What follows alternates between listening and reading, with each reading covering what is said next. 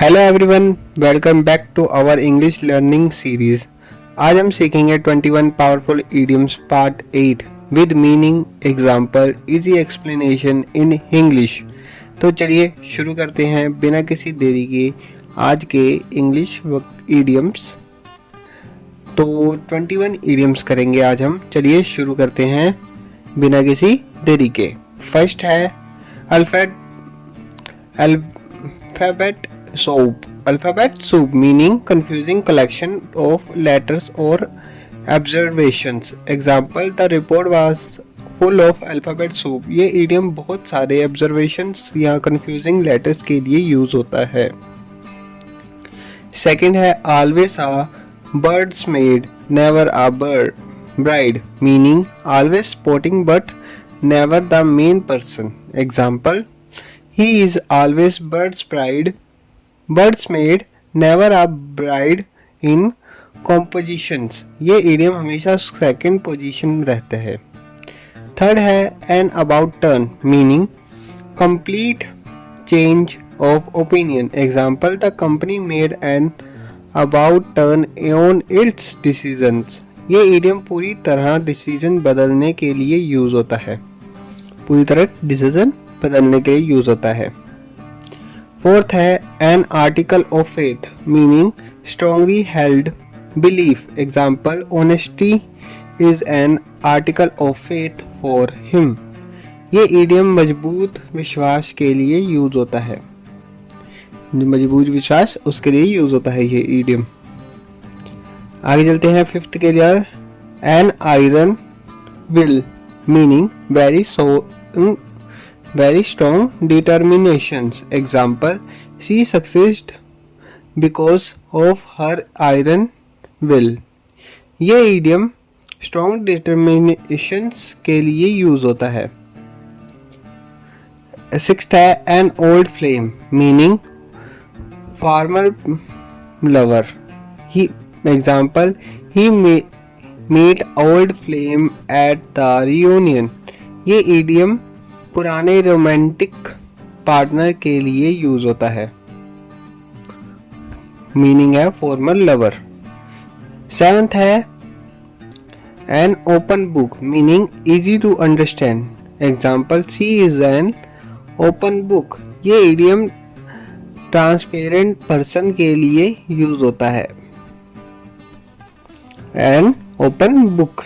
आगे चलते हैं वर्ड नंबर 8 की तरफ। Apple pie odor meaning perfect odor and cleanliness. Example, the room was in apple pie odor. ये idiom perfect arrangement के लिए यूज होता है। ये idiom perfect arrangement के लिए यूज होता है। Word number 8। अब चलते हैं वर्ड नंबर 9 की तरफ।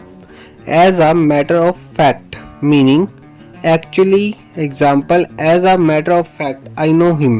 ये idiom सच बताने के लिए यूज होता है। ये idiom सच बताने के लिए यूज होता है, किसी को कोई सच बताना हो तो। आगे चलते हैं वर्ड नंबर 10 की तरफ। as bald as a cute ball meaning completely bald. Example, my uncle is as bald as a cute bell. ये idiom बिल्कुल गंजे व्यक्ति के लिए यूज होता है। as bald as a bell। 11th है as clear as a bell meaning very clear. Example, her voice was a clear as a bell. ये idiom बहुत क्लियरली समझ आने वाली चीज के लिए यूज होता है। कोई भी चीज समझ आ जाए क्लियरली उसके लिए यूज होता है। 12th है as clear as mud meaning very confusing. Example, his explanation was as clear as mud. ये idiom confusing explanation के लिए यूज होता है। confusing जो explanation होती है उसके लिए ये भी idiom यूज होता है। 13 है as daft as a brush meaning very silly. Example, he is as daft as a brush. ये idiom फुलिश पर्सन के लिए यूज होता है। फुलिश पर्सन होते हैं उनके लिए ये idiom यूज होता है। आगे चलते हैं वर्ड नंबर 14 की तरफ, as fit as fiddle, meaning very healthy. Example, my grandfather is as fit as a fiddle. ये idiom healthy person के लिए यूज होता है, जो हेल्थी पर्सन होते हैं उनके लिए ये idiom यूज होता है। अभी तक हमने 14 कर चुके हैं, अब 15 है as good as, meaning perfectly the same as.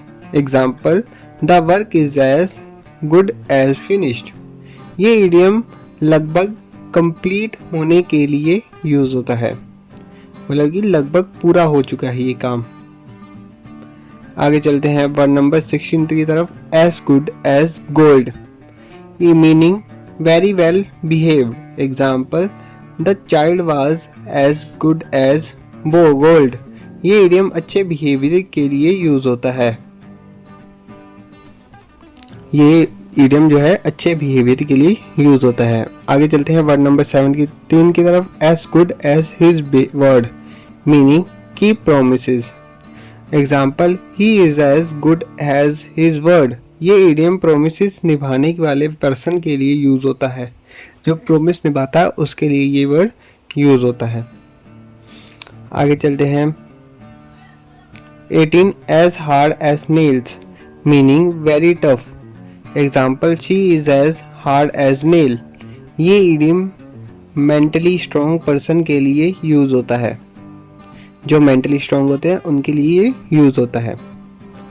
आगे चलते हैं वर्ड नंबर 19 के लिए। 19 इडियम कौन सा है, as high as a kite, meaning very excited. Example, the children were as high as a kite after winning. ये इडियम बहुत एक्साइटेड होने के लिए यूज होता है, जब बहुत एक्साइटेड हो उसके लिए ये यूज होगा इडियम। नेक्स्ट है 20, as the crow flies, meaning shortest distance between two places. Example, the village is 10 kilometer away as the crow flies. ये इडियम सीधी डिस्टेंस बताने के लिए यूज होता है, जो सीधी डिस्टेंस हो उसके लिए यूज होता है ये इडियम। 21 है as for trouble, meaning behave in a way that cause problems. Example, if you drive careless, you are asking for trouble. ये इडियम खुद मुसीबत बुलाने के लिए यूज होता है। अगर तो फ्रेंड, आज हमने सीखे powerful idiom with meaning, example और इजी एक्सप्लेनेशन के। इन इडियम्स को डेली कन्वर्सेशन में यूज़ करिए और अपनी इंग्लिश को फ्लुएंट बनाइए 100%। लाइक करिए, कमेंट करिए और अपना फेवरेट इडियम सब्सक्राइब करिए for more English learning videos. मिलते हैं नेक्स्ट वीडियो में पार्ट 9 के साथ। तब तक के लिए थैंक्स फॉर वॉचिंग।